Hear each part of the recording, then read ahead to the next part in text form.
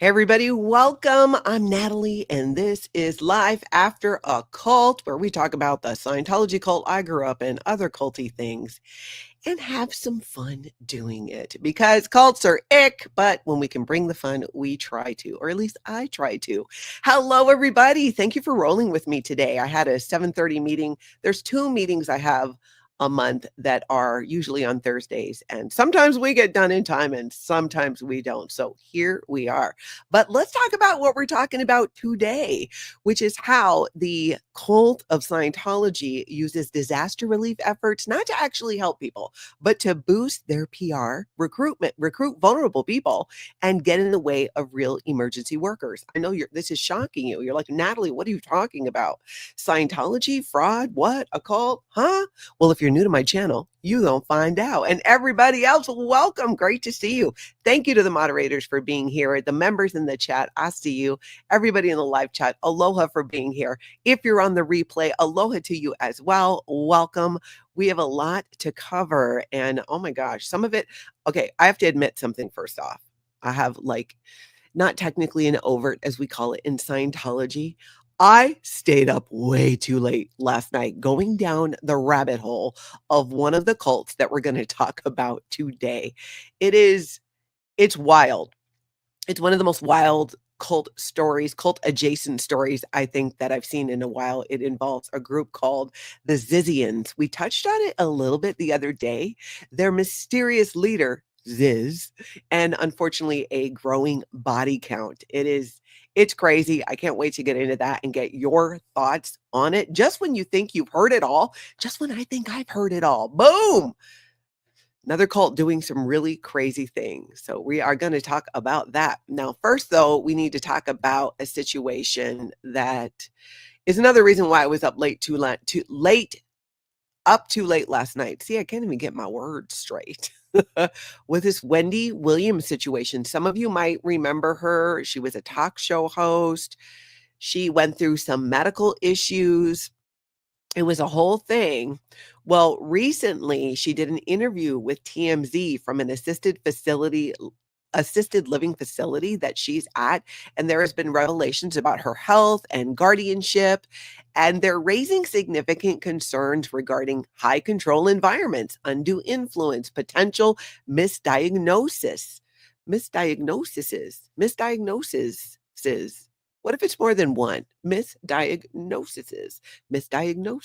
Well, in her situation, it's definitely one potential misdiagnosis. And when I was reading about this, okay, Nancy says it's diagnosis. And by the way, I'm going to throw Nancy under the bus. Little late today because she was arguing with me about the color of my shirt. And she's right. This probably does not match. But you know what? I was in a rush today. My shirt also has, you might see some water on it. Why? Because when I was getting dressed in my rush today, my shirt fell into the sink. So the back of it is wet, but drying. And we're rolling. We're rolling with it.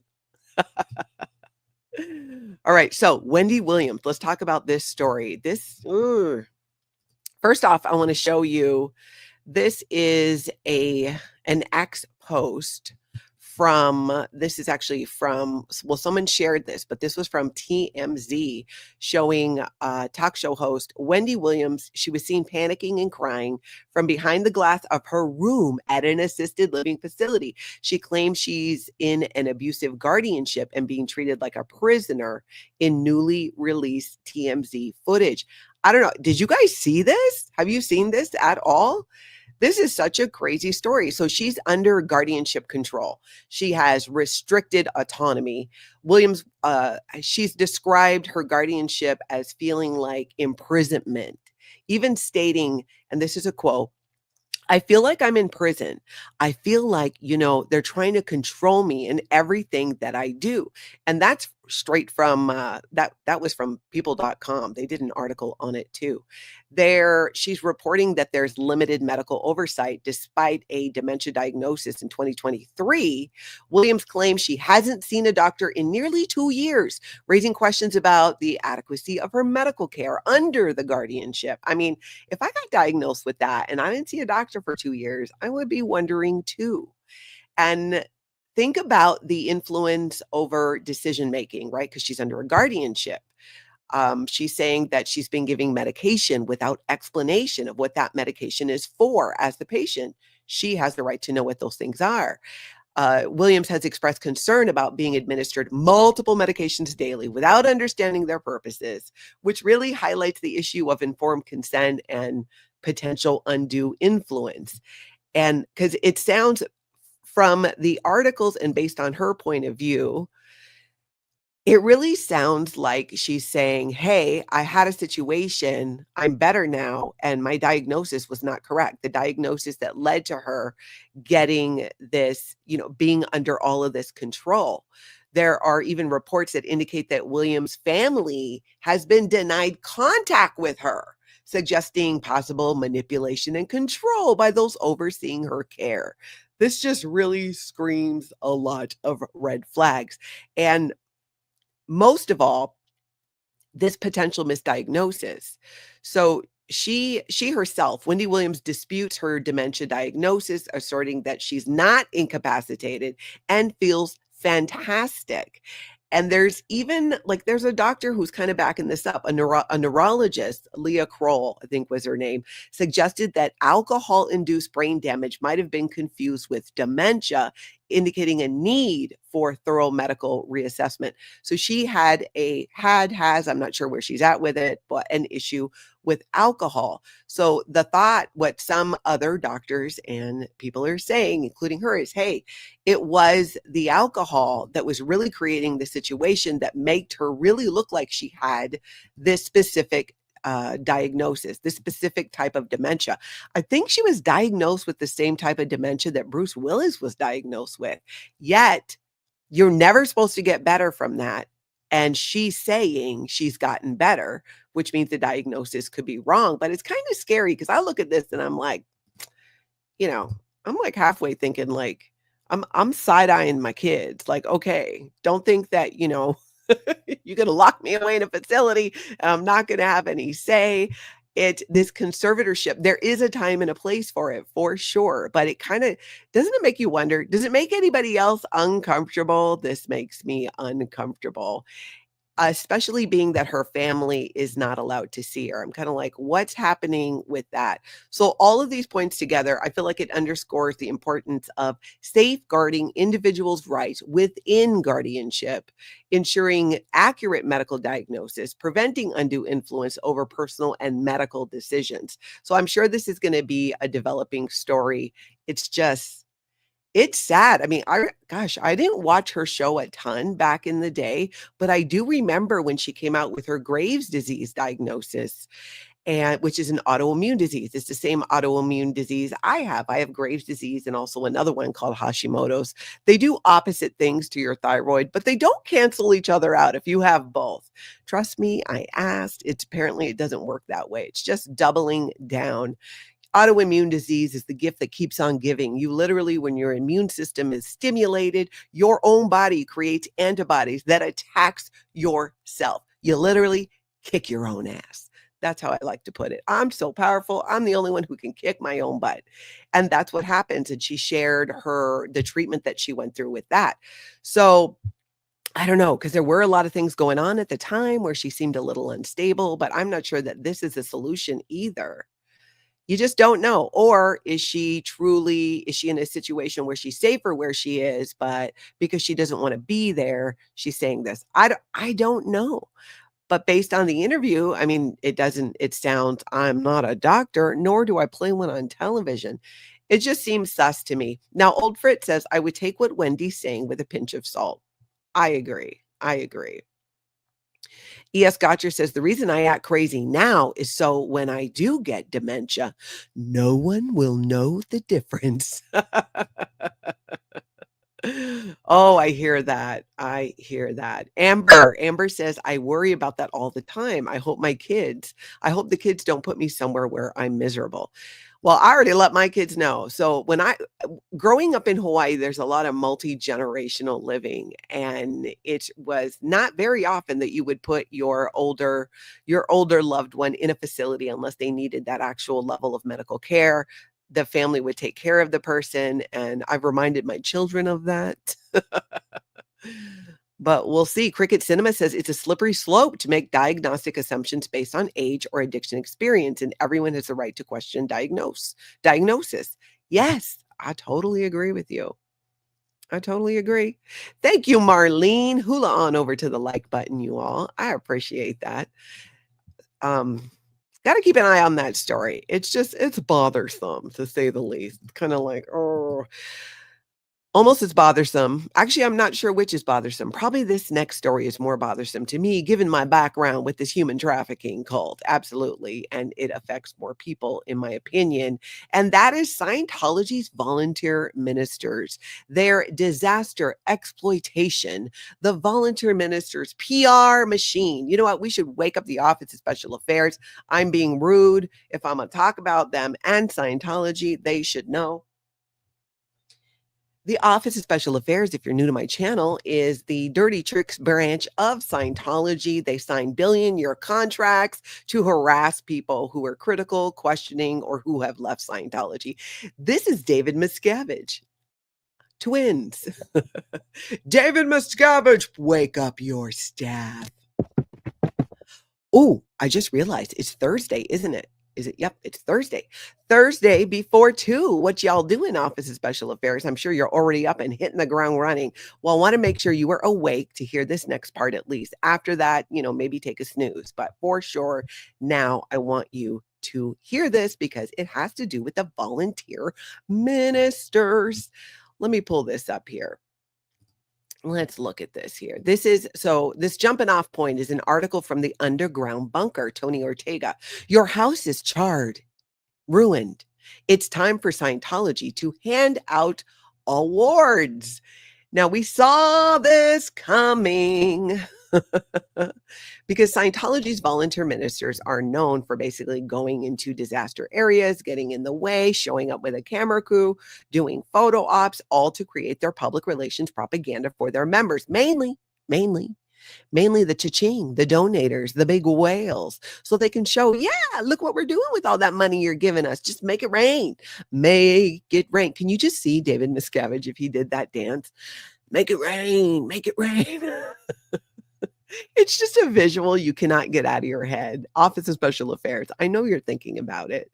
It's okay. It's okay to have those thoughts. It's okay for it to be funny, joking, and degrading, as it's called in Scientology, is often fun. Hey, Moose on the Loose, just saw you pop up there.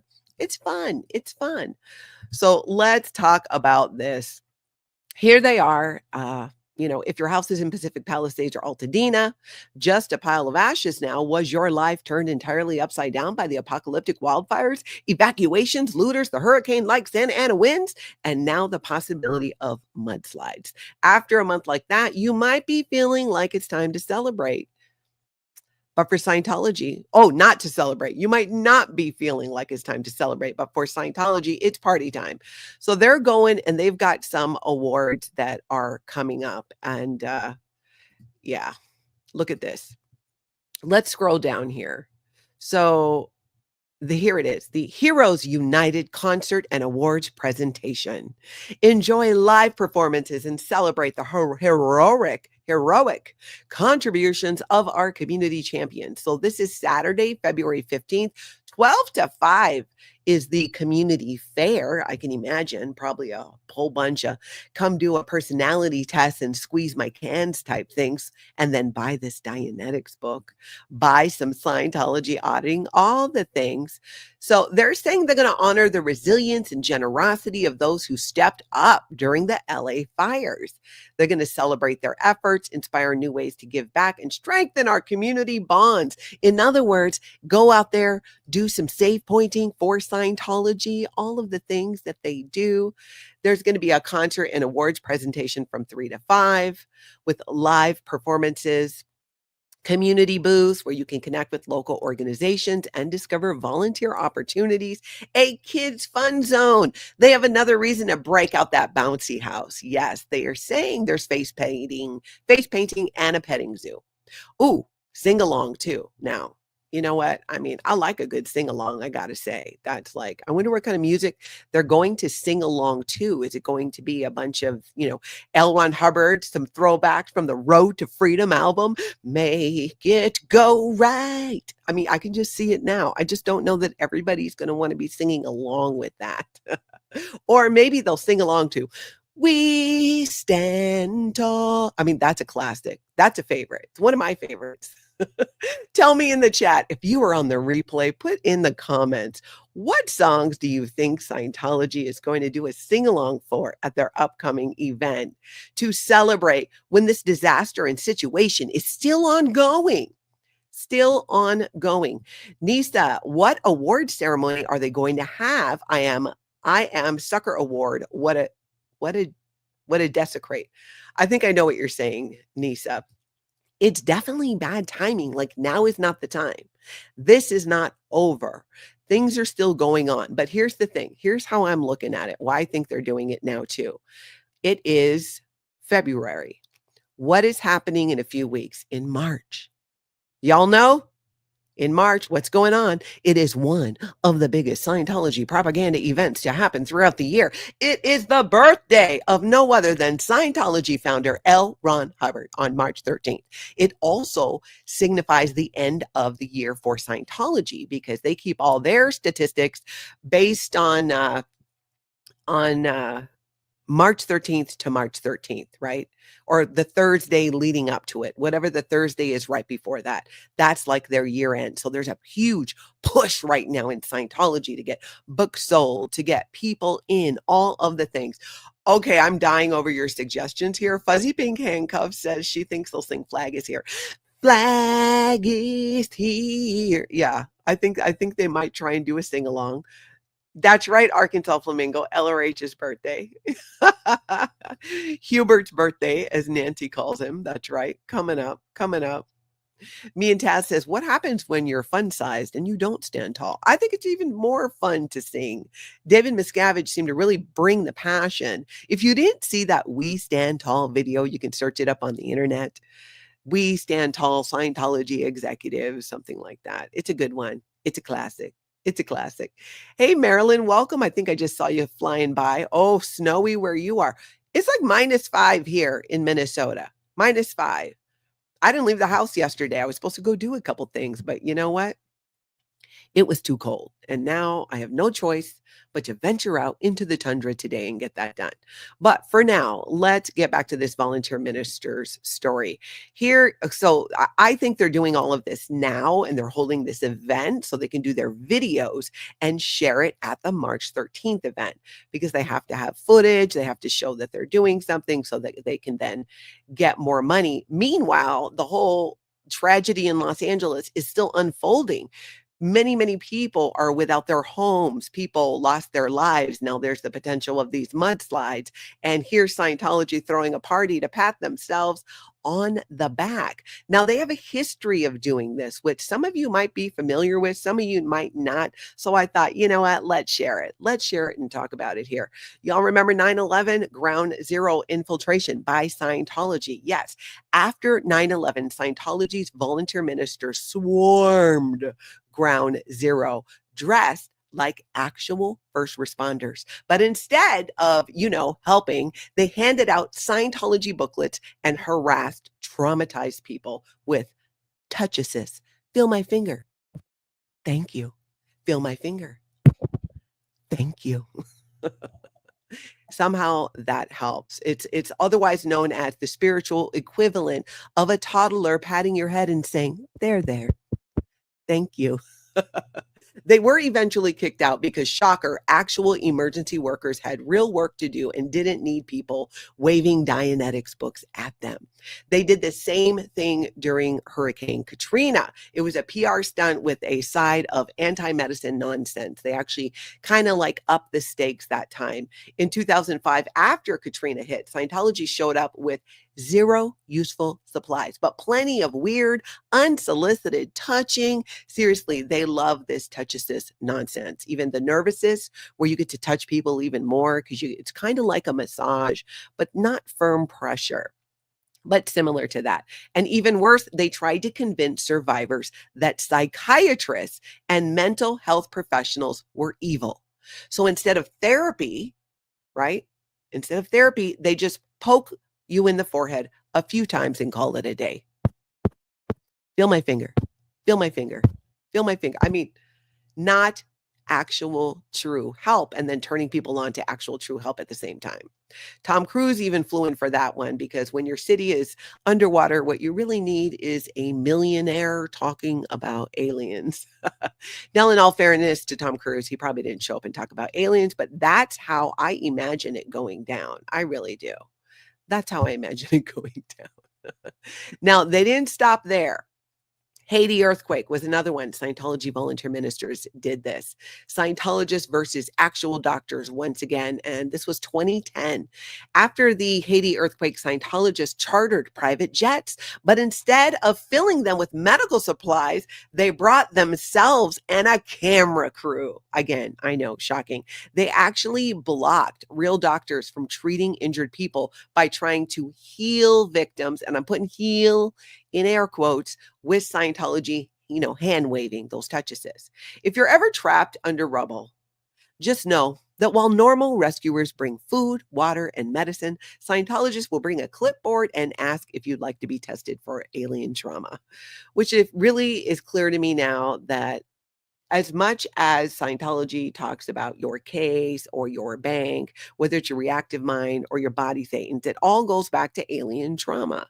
I kind of realized that the other day, that really, if they just came out and said that, would it go better? You get into Scientology thinking, oh, communication skills, oh, all of this.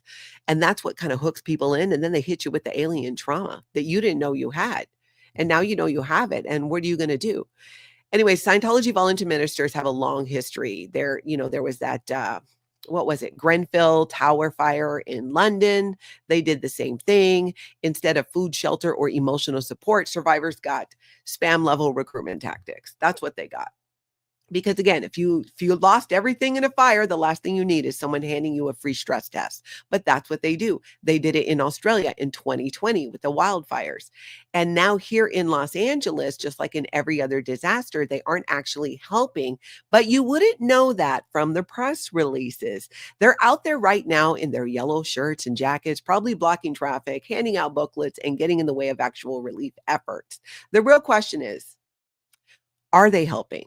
Or are they just using tragedy to recruit and promote themselves? One in the chat, if you're here in the chat, or on the replay, if you think Scientology is doing this to take advantage of a tragedy to recruit and promote themselves.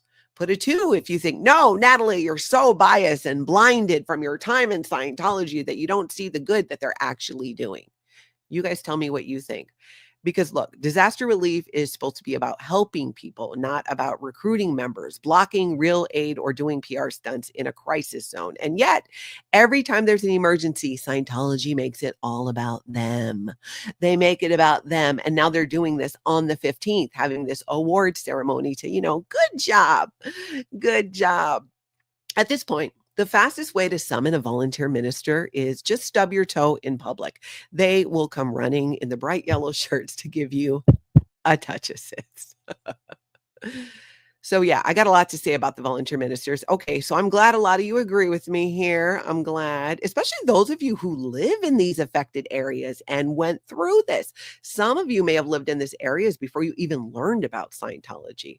So I would imagine it's kind of trippy to look back and put 2 and 2 together if you saw them back then and knowing that what you know now. Bad Thetan, 2, haha, just kidding. Obviously 1. Oh, I appreciate that. Selena says Down the Rabbit Hole News has done several videos on the Wendy Williams situation.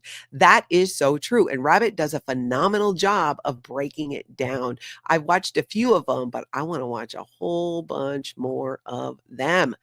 Oh, I missed this. Everyone wish Selena Finn Selena, happy birthday. Aloha. Little aloha for your birthday. I didn't have my birthday music queued up. I am like so behind. We got to do a proper. Y'all ready for it? Happy birthday, Selena. birthday to you. Selena. Happy birthday to you. Selena. Happy birthday, happy birthday, happy birthday to you. Selena. I love birthdays. Happy birthday. Y'all, if you didn't already, throw her a bunch of happy birthdays and aloha in the chat there. I hope you heard that song when I had it playing, or I look like I was just singing to myself. A cute pumpkin clodhopper. No, Wendy Williams was not a Scientologist. It's just this got my curiosity because it's a question of potentially her being in a high control situation that she maybe shouldn't be in. The idea that somebody can take that kind of control over your life, sometimes it is needed. But there's times where this conservatorship is also abused. Now, I don't know for sure which is the case here, but it's an interesting story and just really made me, I mean, let's be honest, it triggered me thinking, oh my gosh, are my kids going to do that to me? We're having a conversation and a family meeting this weekend about it. Thank you guys for all the happy birthdays for Selena. That's fantastic. I love that. Thank you so much for doing that. A cute pumpkin clodhopper also says, as a caregiver of a dementia patient, they say some crazy stuff and it's probably not true. That is true too. That's what's so difficult about this. It really is. Oh, Amber says, my mom was in that music video, We Stand Tall. That is funny. Asian's got a question. If they think your current life doesn't matter much, can you drop the body if needed to pick up a new one? Why is LRH's birthday so important? Yes, in Scientology, they believe that when you die, you just go pick up another body. It's no big deal. It's like discarding a pair of old boots. I will just get another one. I'm just going to drop the body because this one no longer serves my purpose. Because L. Ron Hubbard, well, David Miscavige and Scientology leaders, after he died, perpetuated this story that, he just had to drop the body to do research at the higher, upper levels of Scientology.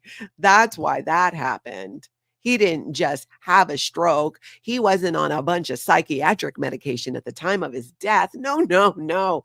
He just needed to not have a body so he could continue his research onto the upper levels. Yeah, no. We all know that's BS. Kelly Copta, good to see you, girl. I think if they advertised the aliens more, they would have more members. Same thought crossed my mind. Why don't they just be honest? Just be honest. Julie, a good point. Wendy Williams is so sad because she has no access to her family and friends.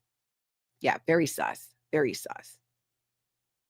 Marilyn says, I'm the same age, Nat. I should have a family meeting with my kids too. What to do with mom when I get loopy? Oops, too late. Yeah, I agree. We're all going to be, like many of us in the over 50 plus range, are going to be having conversations this weekend with our kids, just to be clear about it. Okay. So now that I've completely distracted myself, let's see where we're at here. I'm telling you, it kept me up. That's in large part why I was up so late, because I could not believe, between the cult that we're about to talk about in a little bit that just blew my mind, and this Wendy Williams situation. I was just like, what is happening? What is happening? And how do I make sure this doesn't happen to me and people that I care about, and knowing what your rights are? And it also got me thinking about, when Tony was at his end of life and we were doing all of the documents and the thises and the that's for him, I realized, I should have this done now for myself, like not wait. And someone very kindly sent me a book. It's like a kit where you can do that. And she sent me two, one for Tony and one for me.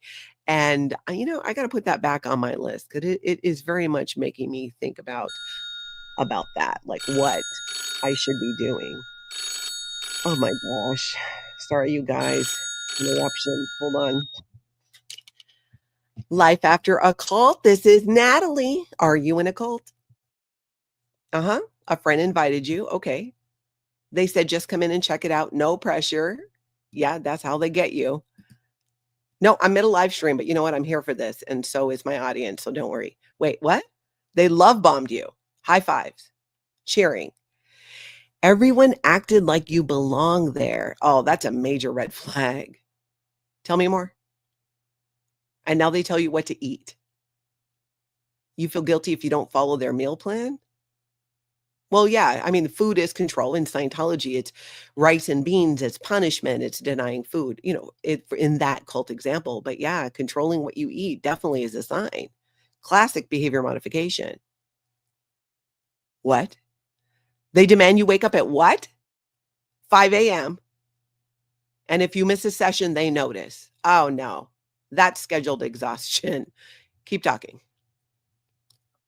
Accountability partners. So someone's always watching you. Yeah, that's surveillance. Let me guess. If someone leaves, they say that person got lazy or gave up on themselves.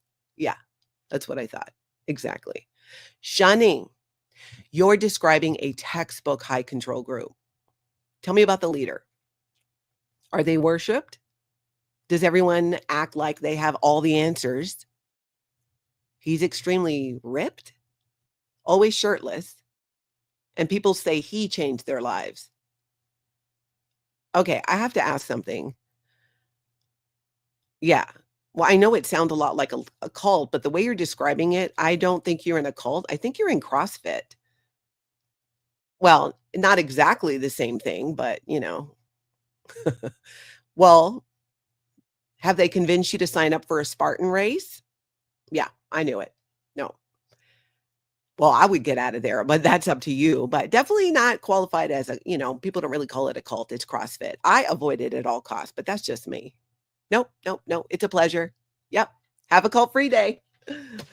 Oh, I am just here to help. It's just so interesting because people kind of confuse cults with not cults, but I get it because high control groups can feel a certain way, right? A lot of the tactics can be very similar, but that's what we're here for, to answer questions and let people know whether or not they are in a cult. Okay, let's see here. First, I'm just dying to talk about that Zizian cult, but we have to take a look at a few more things. Did you guys know? Hold on here. I want to look at this video. Growing Up in Scientology did a video yesterday about Tom Cruise and his involvement with this particular family. This story, you got to just see the whole video for it to completely make sense. But the tactics that Scientology used on behalf of Tom Cruise, his people, to destroy this family are insane. Insane. I'm going to link it down below with all the clips that I'm talking about today in the description after the video. But this was just like, it blew my mind. It blew my mind. Hold on. I'm going to pull it up here. I don't even know. Did I grab a clip from it or is this just the video? Okay, take a look at this. Listed in Nan's suppressive person declare, So this woman ended up getting a suppressive person declare, but listen to how it reads. Included writing anti-Scientology letters to the press or giving anti-Scientology or anti-Scientologist data to the press. Because she was accused of saying all this stuff in the press about Tom Cruise. And engaging in malicious rumor mongering to destroy the authority or repute of higher officers or the leading names of Scientology. The declare meant that in general, no one in Scientology should speak to her again, including members of her family. It was followed by disconnection letters from her sons and her ex-husband. When Nan tried to contact her sons, she got letters back from Jepsen. Dear Nan, I just received a letter from Todd. That's one of her sons. Enclosing a card that you sent him for Valentine's Day. In the card, you suggest to him that you and Todd see each other without telling anyone. I think you realize that this would not help Todd in any way in his auditing.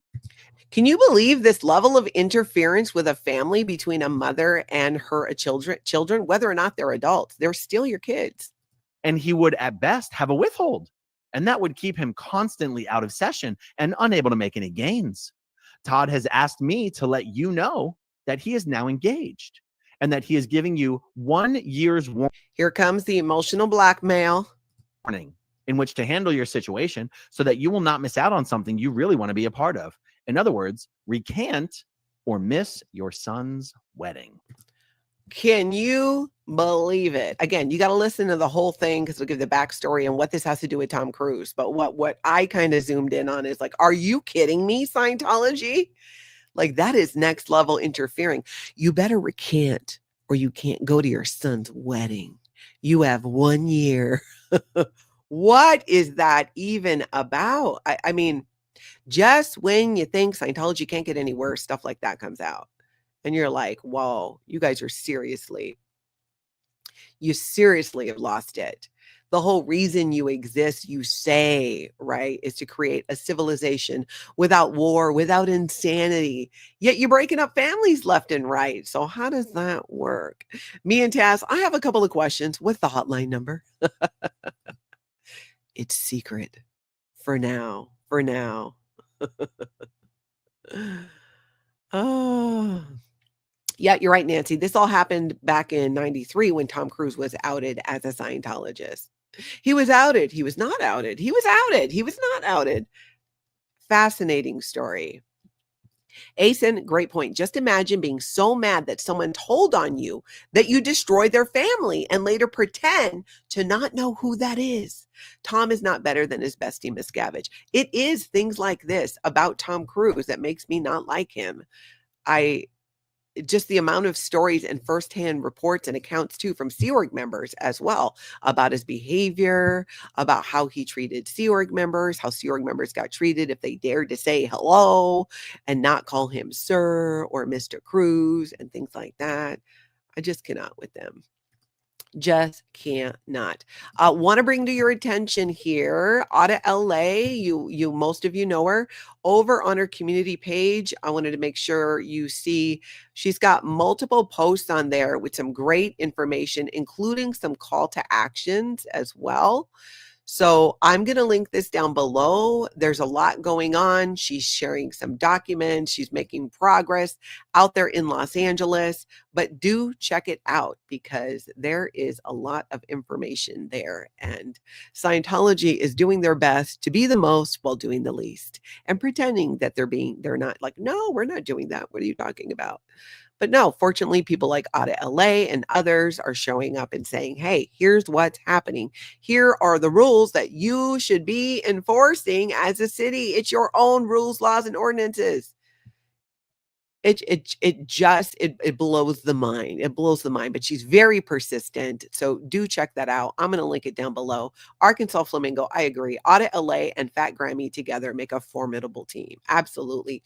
Mona, Fat Grammy, she's also done, I think, 2 now surveys of former members. That information is compiled and put together and being used to further shine the light on and expose Scientology and their tactics and how and why it is abusive. Thank you for the reminder, Mama Opal and Nancy. Why ex-cult members attack. Don't miss my pre-recorded premiere today at, now you said 1, but I thought it was, I thought it was at noon Central. Can somebody double check for me? I thought it was noon Central my time, but let's double check. Did I make it for 1? Well, look. Oh, no way, Cricket Cinema. Today's Audit LA's birthday? No way. Another birthday. Oh, I love that so much. Love it. Everybody. Happy birthday to you. Happy birthday to you. Happy birthday. Happy birthday. Happy birthday to you. Audit LA. Oh, that's lovely. I hope she has an absolutely fabulous time and a very happy birthday. I love that. I love that. Okay, we finally get to talk about this cult that kept me up last night way too late. I think it probably had something to do with the time difference too. I just got back from visiting family in Hawaii where it's 4 hours earlier. So, like 10, 9, 10, 11, midnight came around last night and I was like, I'm awake. Oh, okay, Mama Opal. 1 Eastern time, noon Minnesota time.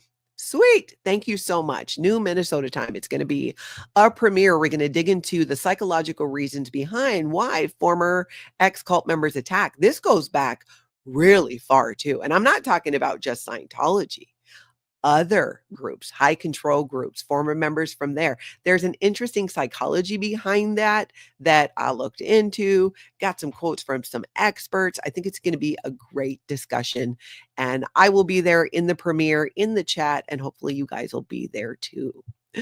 Jesse, I'm proud to be in the Aloha cult of Natalie. Maybe just Aloha cult, although yeah, it is funny. Not a cult, but it is funny. Old Fritz, you were up till midnight, you little rebel. Oh, I know. Actually, it was after midnight. It was way too late, to the point where my brain is not fully functioning yet because I did not get enough sleep. Carla's loving wife. I love that too. Aloha-tology. Oh, which by the way, I picked up a new hat when I was back home. It says, I'm in my Aloha era. How fitting is that? I love it. Came in handy. When I would always go home, whether I would go home by myself or my Tony would come with me, we would always get hats because he wore more than I did. And I thought, I want to get a hat. And I found this one. I'm like, this is perfect. Oh, Marcy, I'm glad you love it. I love it too. But yeah, I agree. Aloha-tology. I like it. Okay, so this cult.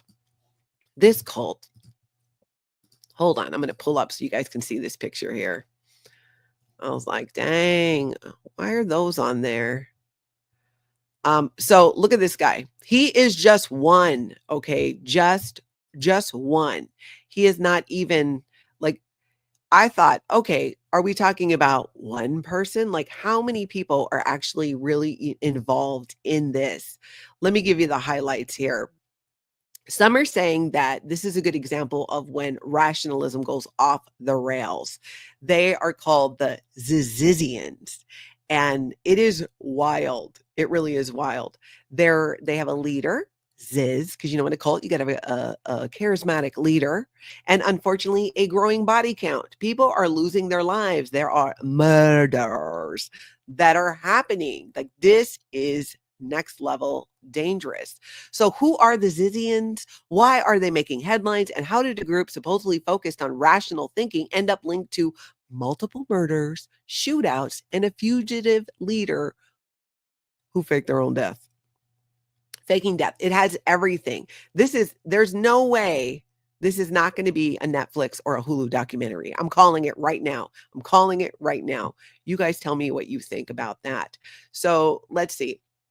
Imagine if a group of Silicon Valley nerds got way too deep into AI ethics, veganism, and survivalism, and then add a dash of murder. That's the Zizians. They split off from, a Bay Area rationalist community, which normally discusses topics like AI risks, human cognition, and whether robots will eventually turn us into batteries.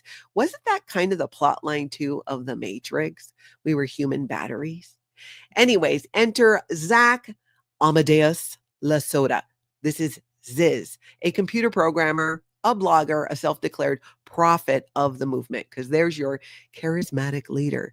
Ziz's followers took things from abstract thought experiments to actual violence, which is where things start to go full true crime podcast.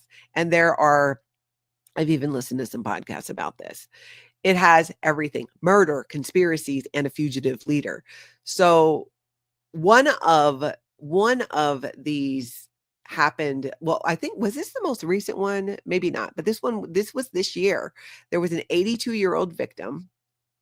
And the suspect is this Maximilian Snyder, a Zizian and data scientist.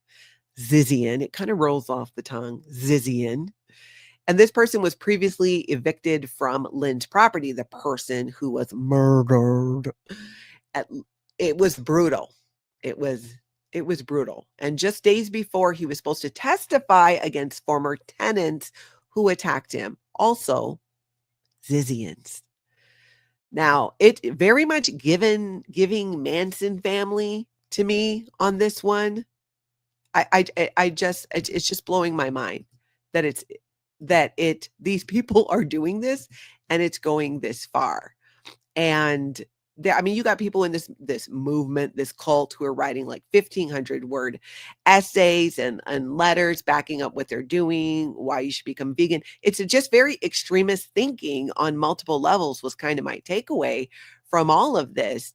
And that is the part that makes it, I think, so incredibly dangerous. It's a cult. They're actually breaking laws, but it's another example of how a group like this and this extremist thinking can get out of hand. Because if you ever meet a group that says they have all the answers, like Scientology, all the answers to life, the future, morality, and they start asking you to cut ties with friends, ditch modern medicine, or move into the woods with them, that is your sign to run. And it's similar in ways. Not that, most Scientologists are not all vegans, things like that, but the very black and white cult thinking of you must do as we say. And yeah, if your landlord mysteriously disappears after evicting some of your group members, call the cops. Call the cops. It is amazing how many of these individuals seem to have found each other and now are committing these crimes. But it's the extremist thinking that really, I think, grabbed my attention, because it's similar in that way to like Scientology, where it's us against them. It's all or nothing. There's that black and white thinking that ends up happening. And groups like this, I mean, not that there's a silver lining. I mean, people have lost their lives and it's a massive cult, but it brings attention to that again of like, hey, especially with young people. And I was kind of surprised that at the ages of some of the people who've gotten involved with this, but not so much given where it came from and where it started. But you can take almost anything that even is a good idea or for you it works and turn it into an extreme belief and turn it into a cult. This is something that I think I'm really opening my eyes to, how an extreme of just about anything is no good. There's no balance there. It becomes, you get it. It reminded me, it threw me back into my Scientology way of thinking, putting on the blinders, only willing to look at things from one source, from Scientology. And anyone who disagrees with you, these Zizians, in their mind, I guess you deserve to die. It is so dangerous. And you look at Scientology, people have lost their lives in Scientology. I feel like Scientology is, I mean, there have been a few questionable murders, but their rate of contributing to people unaliving themselves, the number of Scientologists and former Scientologists who have done so, who have succeeded, who have not succeeded, is staggering. And it's this type of thinking and mentality and cutting people off from people around them that ends up creating that situation. And it just blows my mind that this happened and this is happening. It's also fascinating at the same time. Yeah, exactly. Professor Furberger, moderation is a way of living. Exactly. Julia says you can support animal rights, but this is extreme.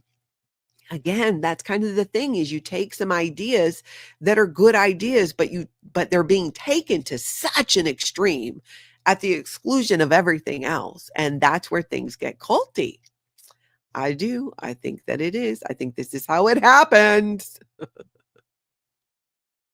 Stasia, how does Tom Cruise change a light bulb? Tell it to try Scientology and buy a book. That could almost be a James Steele joke. And if you're new to the chat, James Steele is in the chat, usually sharing those hilarious dad jokes. Stasia, that's a good one. Nisa says they sound worse than Scientology. I really hope that law enforcement and the government officials take these dangerous groups seriously. Yes.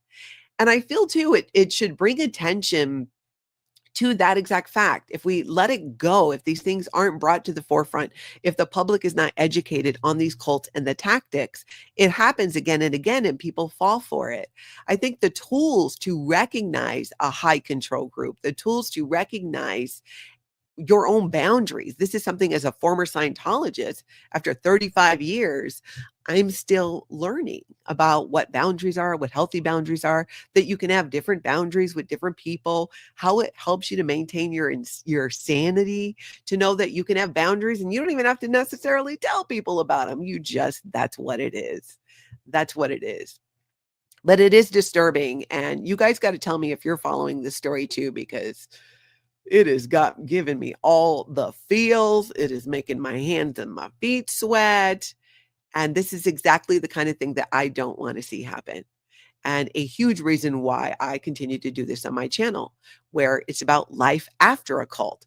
Whether your cult, for like me, was Scientology, it was another high control group, it was a different situation. They all tend to operate from the same playbook. And the more we can raise awareness about that, recognize the sign, and even share tools, which is what I'm doing later today in my premiere video, which I hopefully will see you guys at noon my time. Jess LaBarber says you should not use the cover of religion to abuse folks. That should be the line that no one crosses. Well said, Jess. I agree. And Stasia, yes, there have been arrests of Zizians. And thankfully so. Thankfully so. Jesse says, I wonder what happens to critical thinking skills. Yeah, that's the thing. I'm still like, I don't even feel like I have an exact answer. Like, oh yes, it happens because of this, because I've seen situations with Scientology and the JWs, with these Zizians, different reasons why people got in and get involved in their thought process. But it's fascinating. And I feel like the more we know, the more we talk about it, the better off we'll be. And maybe other people will see this video and ones like it and go, oh, that sounds like a sign of a cult. Hey, XJW Vernon, good to see you here. Aloha to you as well. Mock says, as appealing as off-grid living may sound at times, if you think it through, it's not that nice. Yeah, I've thought, it's camping, but to one degree or another. In my older age, I definitely don't know that I would be able to do that. I don't know that I'd want to. You can, I would have to have some Mac Daddy solar for sure. Because, if it's someplace hot, I need air conditioning. I don't know. I just feel like I'm a little too pampered for complete off-grid living, but I'm fascinated by it. I watch all the videos. I love watching homestead stuff. I love watching camping. I just all of those things. But yeah, again, taking it to an extreme turns it into a cult. Jersey Jan, good point. The need to belong takes over critical thinking skills. Huh. That's a good point too. That's a really good point. Asen, nah, I like the comfort of a conventional home too much. Yeah, me too. Me too. But I could see doing it for short term because I think it is kind of fun to be able to unplug and just really be present and learning how to do certain skills. I think that we need more of that, because even if there's a storm, we've had storms here in Minnesota where we've lost power for like 5 days. And, having our camping things is what helped get us through to be able to still make food and boil water for coffee, all of the things, to have a generator for other smaller items if the power goes out. And I'm so surprised by some of the simple things that people aren't aware of that like would really help. Like you don't got to necessarily, if you want to prep for the apocalypse, then do so. But at a minimum, you should be prepared for a storm that could take out power, could even block roads, depending on where you live. You might not have access. Jess says, I'm not built for extreme homesteading. Large garden, a goat, a milk cow, but I still want to drive into town. I agree. I definitely would like a goat. I would for sure have chickens because I love the sound. Being back home in Hawaii, I love that. Jesse says, I live off the grid. It's about simplifying, at least for me. Ooh, interesting. How then? So is that then without power? I guess as long as you're in an area where you have cell phone, you could still have Wi-Fi and all of that. Mock, great point. These coercive systems know how to create a level of sentimentality to get past your critical thinking. That is so true. Yeah, I totally see that. And then maybe you run with it and it gets very extreme. That makes a lot of sense to me. That does make a lot of sense to me. Thank you for sharing that. Dr. MLS says, we call that a gentleman's farm. Interesting. All right, that's what I got for you on the recap today. Hit that like, please hit that subscribe if you love what we're doing here. And I hope to see you guys during the premiere of an upcoming video, which is noon my time. You got to check the time where you are. Most importantly, I hope you all get out there and you have an amazing cult-free day.